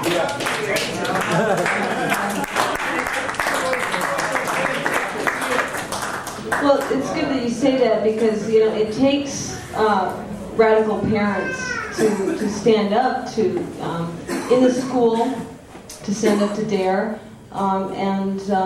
In Oakland recently, Mickey Norris and Chris Conrad were instrumental in getting the DARE program thrown out of the Oakland schools for just that reason. So, you shouldn't be afraid to let people know, what's what. I mean, I have the same problem. My daughter's in junior high, and it's Sonoma County. It's, there's a lot of old hippies living up there, but still, she runs with sort of a conservative crowd. So it's kind of hard, being a radical mom, pushing hemp, and but not marijuana. I don't push marijuana. And she's all for it. She's really behind it and into the truth of it. But still, she does, tell me don't wear hemp T-shirts to school, and so there's a fine line there, and I think the whole hemp industry, the whole thing about hemp, there's so much truth in it, and there's so much history that people really do relate to once they're hip to it, and they go, oh yeah, hemp, it's fine. But I tell you, it's a great way to break the ice, to lead into, the marijuana situation where people can loosen up about it. There's a lot of people still traumatized by the laws. What that is going to take is for people just to stand up en masse and say, I smoke dope and I'm fine, and, there's nothing wrong with it. Propaganda war we're working with right here. And, propaganda is thinking one step ahead of the person to be thought one step ahead of. This guy over here used the word the first time this week, hypocrisy. Okay? I want to encourage everybody as representatives of the thing to call out when you're talking to the press, when you're talking to anybody, and call out against the hypocrisy, the obvious use of marijuana in the culture, the hypocrisy of the laws against it, appeal to their own guilt, all right? And also I want to introduce the word prohibition. It was used once before. There are great associations with it. We can tag that. It clicks a number in a lot of people's heads. People who vote, people who are old, people who need marijuana for cancer treatment. Do you have a question? Okay? And so prohibition is the word. I mean, if we speak out individually against the hypocrisy of the prohibition, use the word prohibition, loud, prohibition. Let that sink in. Okay? We're working with words, and so are they. What they say danger, we say prohibition. What did they say during prohibition? Alcohol was dangerous. All right? So there's some ammunition, folks. But if we can see the word prohibition, when will it end? And you know, when these guys say privately, well, maybe, you know, we should change the laws, but then they go on the stands and they just try and nail people. And then when they have to testify in front of commissions, they always ask for more money and how dangerous it is. So there's a true, real hypocrisy there. And you have to call them on that, because they're really just pigs, and that's really what they are. If they know that what they're doing is wrong, and they're just doing it to be at the public trough, they're pigs. Right. And you have to say, well, why are you doing this? Are you willing to testify what you really think? Are you willing to stand up? And they'll say, oh, I can't do that. And the same guy told me how he does, how he basically searches any car he wants based on furtive movement by the driver, and then he tears the car apart and finds what he wants, and then lies on the stand. Well, these guys have to be, they have to be exposed on a personal level. That's it. You can't say, oh, but he's a friend or something. These guys don't deserve it. They're ruining people's lives. You know, all of us have seen the O.J. trial or parts of it, and there's something very significant about the O.J. trial that's relevant to this. O.J., in some people's minds, killed a couple of people. How many people's lives did Furman ruin? How many thousands? Because when he beats that person, his family is affected, his employer is affected, his children. How many people did he send to jail? How many people did he plant evidence on? Who was the real criminal? Yeah. And that's this dog that you met. You know, I had a similar experience. I was in Costa Rica, and I met this guy who was a gun dealer. And he was just hoping that his automatic weapons from some foreign country would be able to come into the country so he could sell them in L.A. Hey, well, I hope you do good in your work. Huh? Question on strategy for you, Donnie. You seem to be pretty well versed from the industrial side, the medical side, the legal side, the whole point of view, and you can work from each of these sides. Now, there are two very particular groups in this movement who are separated. And the main group, the core group, is the group that just wants the whole comprehensive package of hemp, marijuana, totally dealt with and decriminalized in a way we can work with it. The other side thinks we should look at this not from a drug war issue, a prohibition issue, but from an issue of health and an issue of medicine and with compassion. And we should just look at the people who are sick and looking at this drug war that's affecting these sick people who are innocent victims of the drug war. Now we have these two different groups of people that have these two different feelings about how to attack this. And the biggest thing that I've come across recently is the people who believe in all of hemp being legalized feel that the medical users are going to work on getting medical marijuana totally accepted and legalized so it can be used, and then they're going to be satiated. They're going to be happy with that, and they're not going to rock the boat to bring the rest of it on board. Now, I personally don't feel that's the way it is. I don't feel that's the way it is, but I've heard it from leaders and other people from Southern California have brought that up. So what does that mean? How do we bridge that gap? How do we break that gap down? That we're not separating. We're just trying to focus so that we can make a major point and then we can bring everybody else up. First of all, I actually split it three ways. I also look at the spiritual side of it, and the people that come at it from the spiritual side, and call it religious use, call it people who understand that we've been intertwined with this planet for our life as beings on the planet. So economic. Well, economics more the hemp side. It's too expensive to afford. But anyhow, my point is, they started this by calling it the evil weed, right? This is the evil weed. They gave it a foreign name, marijuana, this foreign Mexican whore that's going to come in and steal the minds of your children, kind of attitude. And that was really engineered. These were the beginnings of social engineering, and we're the victims. And so the way around that is to get people to realize that cannabis sativa actually means the useful hemp. and cultivated hemp, the useful is the best translation is sativa. And so once people understand this, it doesn't matter what the use is. There's 25,000 of them in 1937, with all improvements we've made in consumerism since 1937. There must be 200,000 things to do with it by now.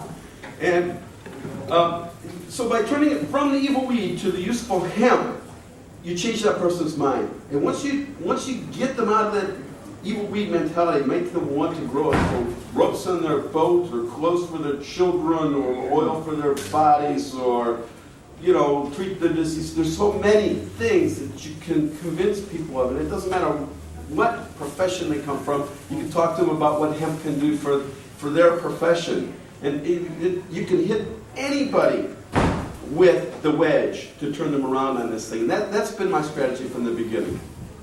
Yeah, well, the basic question between these two groups, that tend to be, that wedge is coming in there, and the common tactics don't seem to be breaking that wedge up. Let me answer that in terms of, before you answer, this medical-only initiative, or shall we try to get this comprehensive thing done? And generally I'm on Jack's side in this thing, although I feel that Jack has tried 6 or 7 years, and unless he totally radically changes the organization, unless a whole new effort comes to do comprehensive, it's not there. I think comprehensive can win.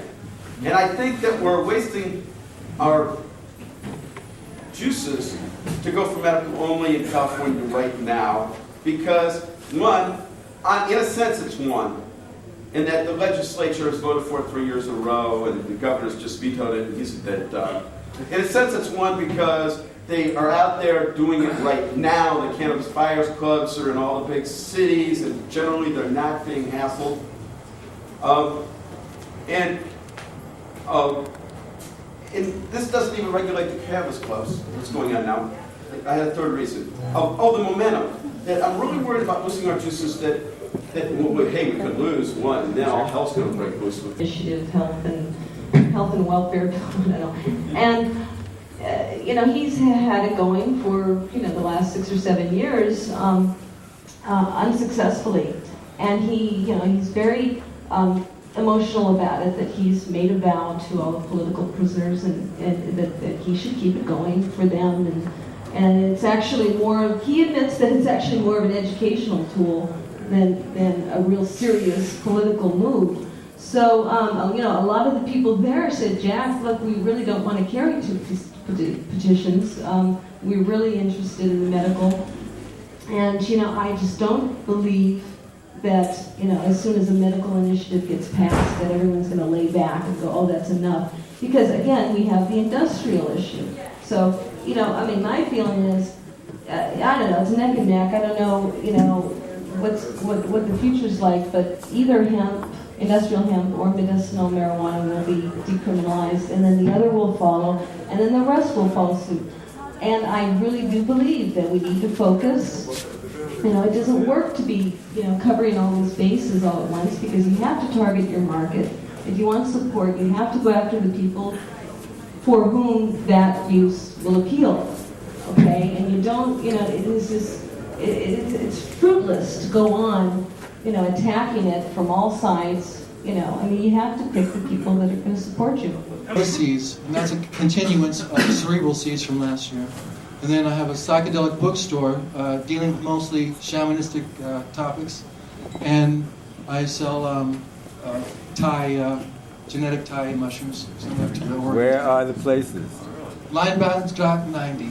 There you go. No, I do not want to make 420 session advertising for the coffee house. We know you're here, okay? But on that note, not everybody got all 66 plus strains last night. I doubt if you did. Exactly, how can you? Well, it's up to you. Your responsibility as a judge is to go to these coffee houses and check them out yourself. We contributed a great deal, believe me. I was upstairs in the secure room when all the stuff was coming in, and we had like 9 little bags being rolled up, at a time, just thousands of bags going out, 67 growers coming in. It was just wild. So it's an epic amount of marijuana for you guys to try. It was good. I like it. Okay, somebody else.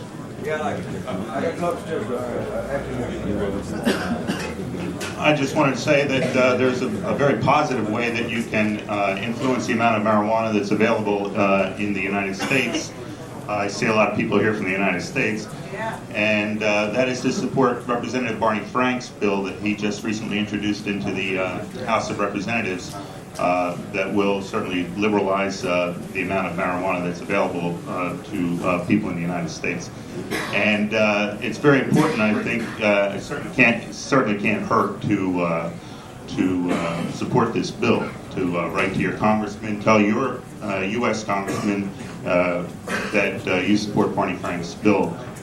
Right now, the bill goes into committee after its first release, so this is the most important time, actually, to influence a bill, if you're into influencing bills in Congress, which, I think should be done and certainly can't hurt. The ones who've seen me here last year, I don't have to say anything, you know who I am. The ones who haven't, y'all come up to my stand, I got a healthy alternative for you. You're tasting a lot of good buds, a lot of growers put a lot of hard-earned energy into, and I got the way that's healthy to give you the best taste you've ever had in your mouth. Now, the ones who've already been there, you know it speaks for itself. And the ones who haven't, please come by and see me. If anybody needs information on how to start up a co-op of their own in any part of the United States, even Amsterdam or Canada, the phone number is in San Francisco, area code 415-621-3986. And it's 1444 Market Street in San Francisco, California.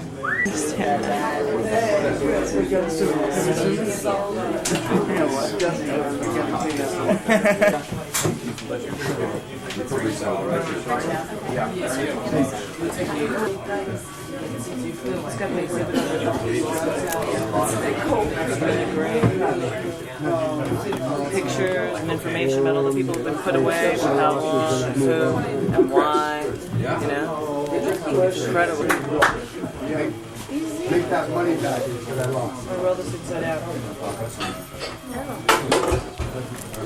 Light it off. Okay. That's close. We're going to go on. So we're walking back home. What time is it?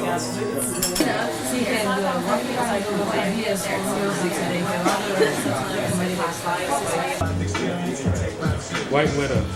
White Widow.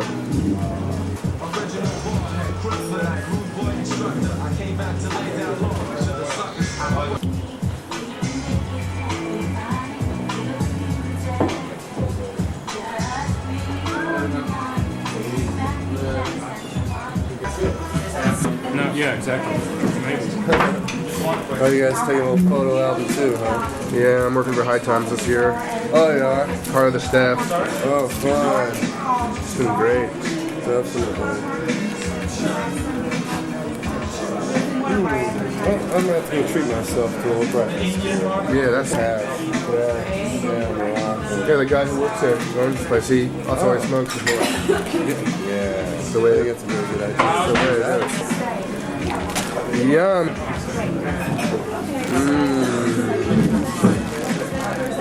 Ooh, you don't have a light there. No, keep it there for one more second. Yeah. Yeah, that's great if you hold this. Like this? Isn't it nice? Yeah, wonderful world of color.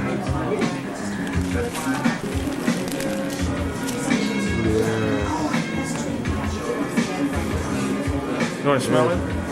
Yeah, I can. Yum. That's it. Put my head in that bag. Oh, let me. That's skate. Get my glasses off. Ready? Get this shot here. Oh, wait a second. This is great. Let's hold it. Heat coming out of there. I can just crawl in there and nestle. Make a little nest. Yummy.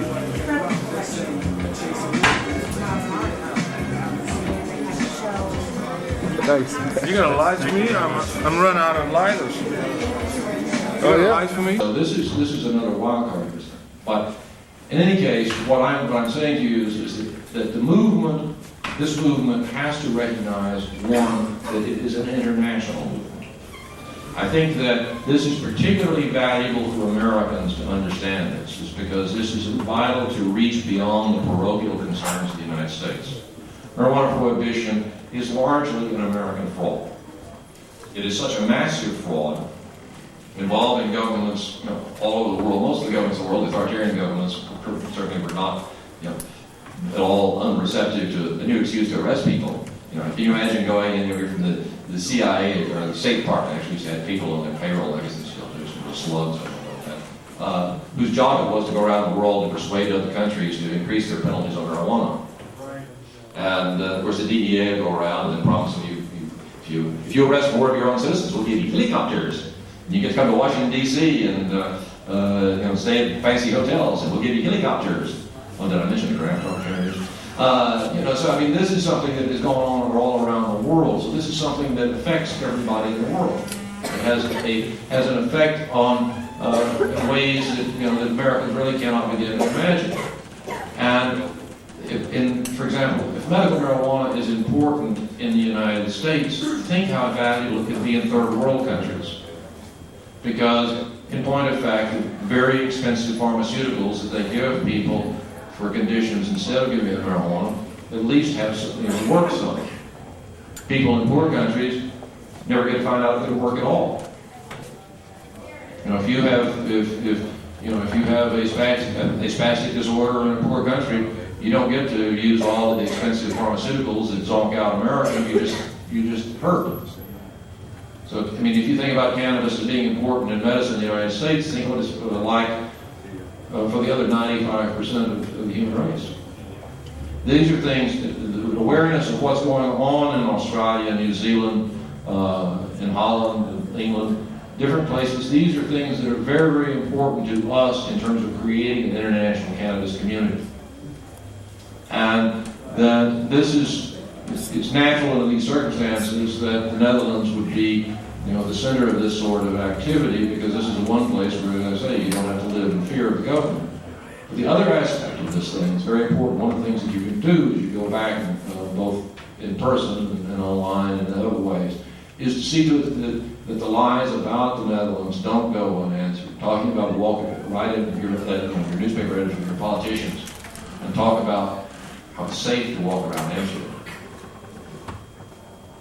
They have talk about the comparison last night, walking back and watching. It's great fun. Bars are empty. Alcoholism is the #1 problem in Amsterdam too. They have a drug problem here. It's the same one they have in the United States. It's alcohol. The person who first told me that was the head of the narcotics police in Amsterdam. So that is, the thing that we really have to think about here is internationalizing the movement. The only way effectively to do that is on the internet. The other aspect of it is accurately reporting, particularly on what the policies and the effects of other places in the world, notably again in Amsterdam and the Netherlands. I also point out, by the way, this is not just an Amsterdam phenomenon. This is most of the cities and towns, all the cities and towns in the Netherlands have coffee shops in some form or other. This is not just an isolated thing here. And about 3/4 of the coffee shops in the Netherlands are outside of Amsterdam. But this is not simply an Amsterdam phenomenon. There's another reason why I'm going to be moving here, and that is the Dutch policy, the Dutch cannabis policy is not an anomaly. It is not an accident. This is an outgrowth of the Dutch commitment to tolerance over the centuries. You don't tolerate things that you like and agree with. You tolerate things that you disagree with or dislike. The average Dutchman is not as uninformed about cannabis as the average American, but the average Dutchman has been exposed to the same Reaper Madness propaganda all his life as most Americans have. And so that they are, a lot of them, very ill at ease with this. But they tolerated Pilgrims before the Mayflower sale of the United States. They tolerated the Quakers about the same time. The Quakers were being persecuted in England. They tolerated the Jews when the Jews were expelled from Spain and Portugal. over the years they've practiced tolerance. Why? Their objective is to minimize violence in their society. Think about that as a paradigm for our society. Instead of a drug-free America, a nonviolent America.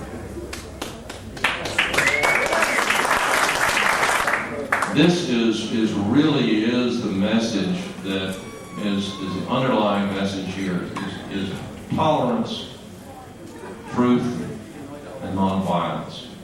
These are the elements that we need to bring to America. This is a lesson of Amsterdam and of Dutch policy we need to take back with us, but also that we have to, again, as I say, to disseminate around the world.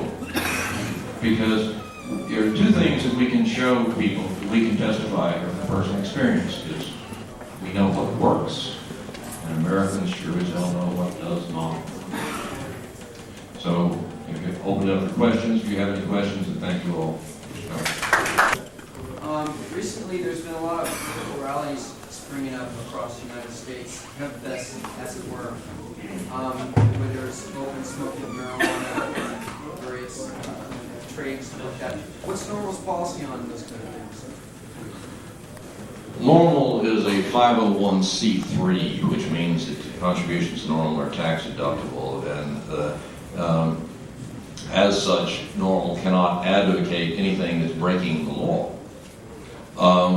We do a little dance around that. In other words, for example, that there's a rally in Lafayette Park every year on the 4th of July. Some people call it a smoke-in.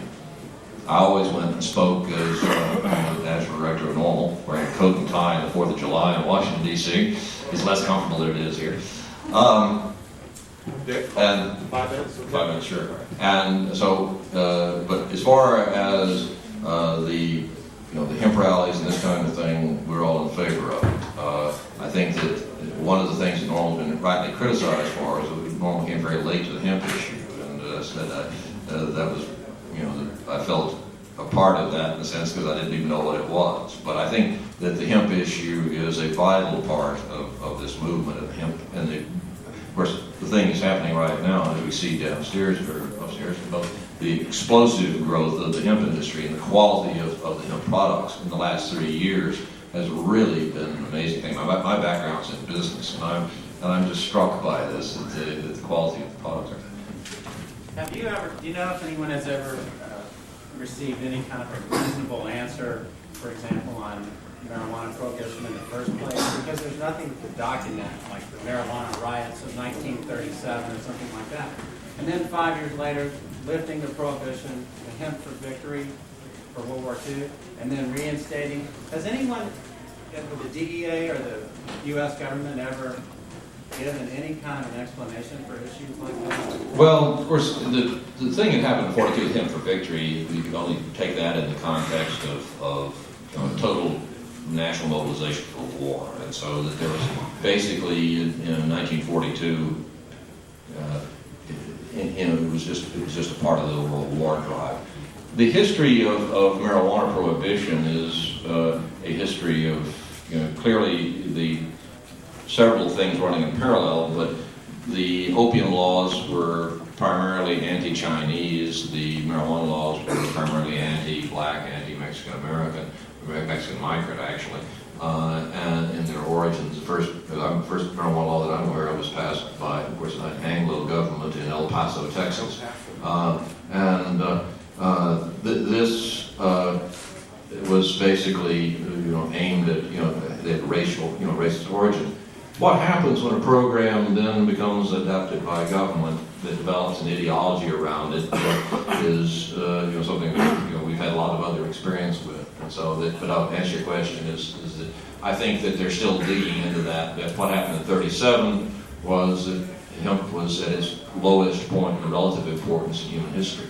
And so it was easy to knock off the hemp industry in 1937. I mean, you couldn't have made cotton illegal in 1937. But this is the variant there.